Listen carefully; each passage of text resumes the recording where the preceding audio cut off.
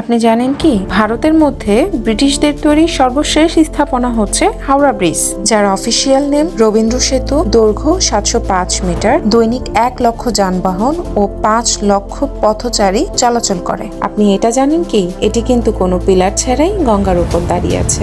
ভারতের অন্যতম বৃহৎ ও ব্যস্ততম রেলওয়ে স্টেশনগুলোর মধ্যে একটি হচ্ছে হাওড়া স্টেশন। জানেন কি এটি ভারতের প্রথম দিকের রেল স্টেশনগুলোর একটি। হাওড়া স্টেশন কিন্তু ভারতের প্রায় সব রাজ্যের সঙ্গে রেল যোগাযোগ ঘটায়।